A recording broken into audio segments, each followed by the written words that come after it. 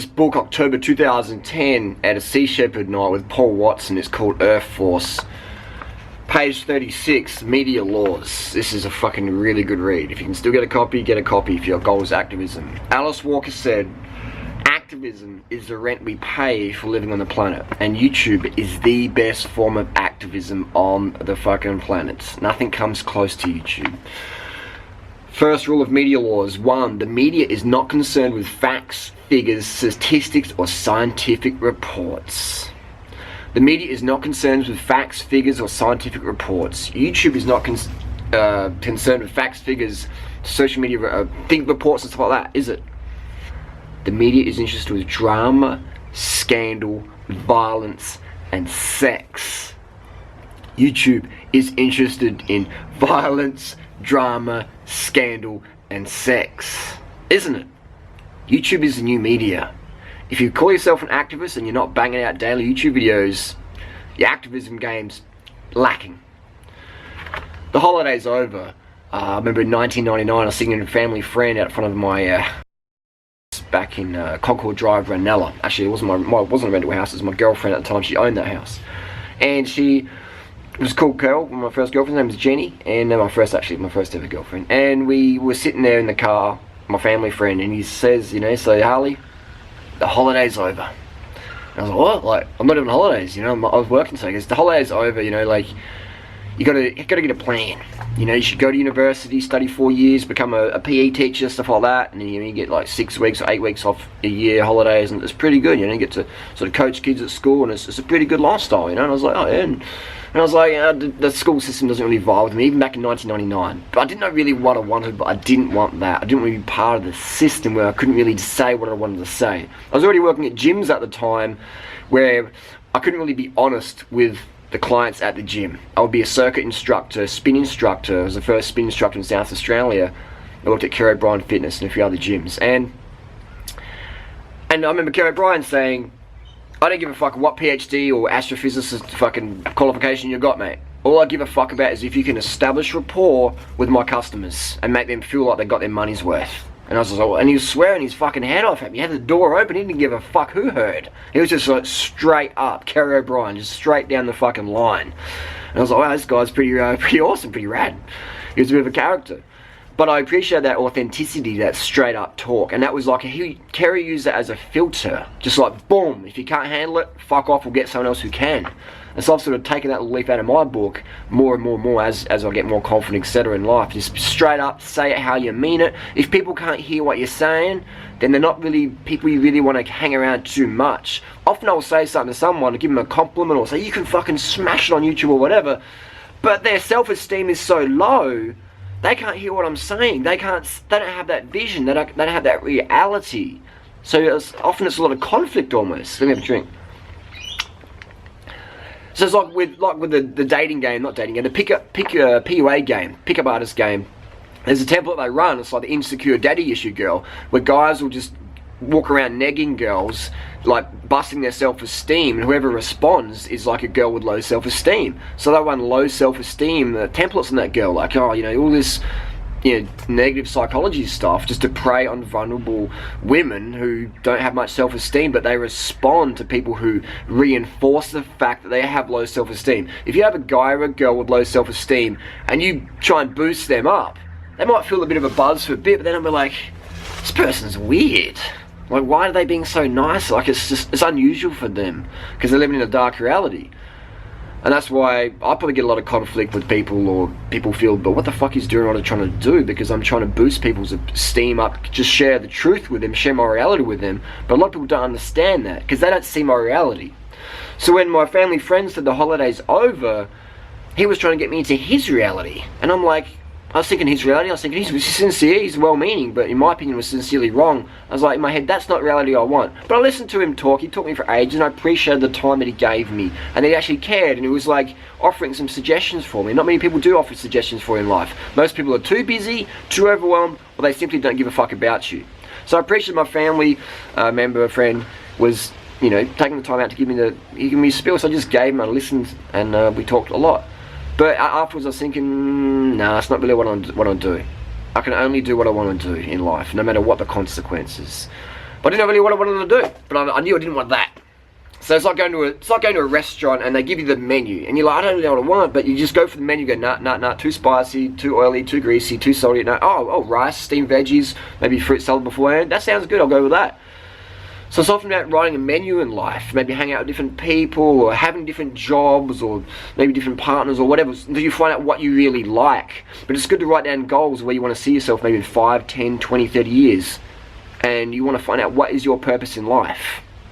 You could shake me by the scruff of the neck, slap me around the face at 3 AM in the morning out of a dead, comatose sleep and say, Bruno, what's your life purpose? And I'm going to respond, my life purpose is helping people help themselves get fit and healthy whilst we save the animals and the planet at the same time. High carb vegan lifestyle. It's getting motherfuckers on YouTube, getting that activism out there.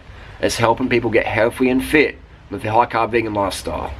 Many battery round of carbs. I didn't know what my life purpose was at that time back in 99. I was thinking, I'm not too sure, but I know I was into cycling, into fitness, into health and stuff like that, and I just enjoyed that adventure lifestyle, even though it was very small compared to what I do today. I remember back in year 9, our English teacher, Ms. Robertson, gave us a Choose Your Life project, where she could say, I want you to write out in 20 years' time, what is your life? A day of your life in 20 years' time. And I was like, wow, this is pretty cool. And I wrote down, I'll be living in far north Queensland, I'll be fishing. I was big into fishing back then, just because I enjoyed being in nature.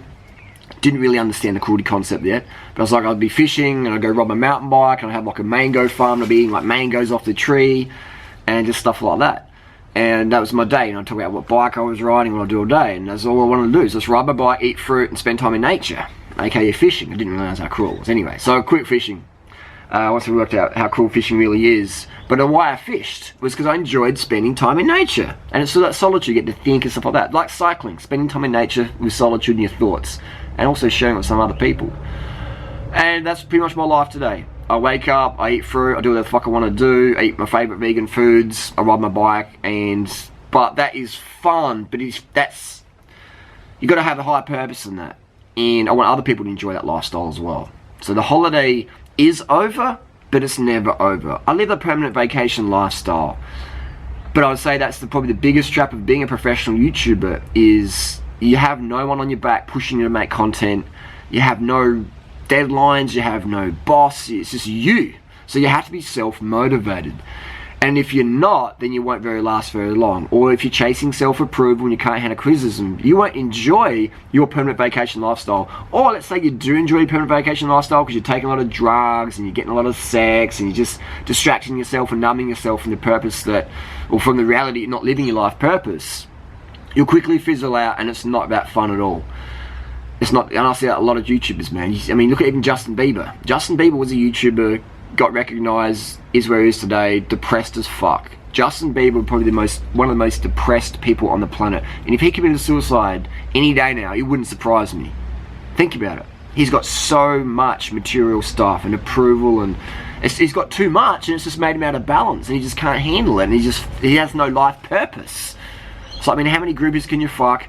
How much money, how many Ferraris can you crash? You know, it's just how much approval can you handle? Not that much. It's just, there's a threshold. So Bieber is a great example of, like, most people would kill to be in his position, but he's there and he feels so empty. He feels so alone because hardly anyone on the planet can really understand his reality, and he just feels so alone. And he has no life purpose. Like, he made the money, he got the girls, and now it's like, what's next? What's next?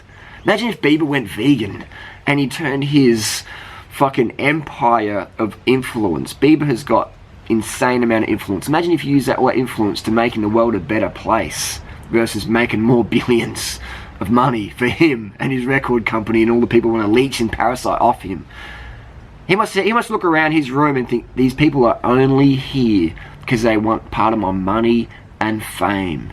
And that would be depressing as fuck after a while. Once you wake up to that fact that none of these people would give him the time of day if he wasn't Justin Bieber, except for his mum maybe, that's pretty fucking depressing, isn't it? All those people around him, they just want a part of Bieber. Even all the girls, it's like, oh my god, Bieber, Bieber, Bieber. It's just because he's Bieber. If he's just another everyday guy, these girls would probably fucking would spit on him. You know? Probably wouldn't piss on him if he was on fire. And that can be really depressing at that level. Not that I can understand how Bieber feels, but I can sort of get a little micro nanogram insight into that. Imagine if Bieber went vegan. And that's another video. fucking man, these celebrities who just live on cocaine and Xanax and fucking oxys, man. If they got some purpose in their life, they could change shit up for the better. So Bieber, if you're watching, start pushing that high carb vegan message, motherfucker, because you can create a lot of influence and you're just gonna start feeling better. Often in life, to find out what we do want, we have to first work out what we don't want. If you just don't know what you want, then okay, write a list of what you don't want. Yeah, people, I don't know what I want in a partner. What don't you want in a partner? I don't know what I want in a job. Everyone needs a job. Everyone needs to be working every day at something. In my opinion, like I said before, Alice Walker said, activism is the rent we pay for living on the planet. Mother Nature is putting a hand out every day looking for help, because Mother Nature's getting fucked up, man, mate. Mother Nature's getting fucking smashed. And what the fuck are you doing today? What the fuck am I gonna do to make Mother Nature's life a little bit easier? I'm going to be banging out more content, and today I'm going to be answering questions. I'm going to be coaching people on Skype and Snapchat and Instagram and YouTube, and having face-to-face conversations, helping get that activism, that vegan vibe going strong. That's my rent I pay every single day. I wake up early, and often I'm up very, very late doing that. Rent's due, man. Your rent's fucking due.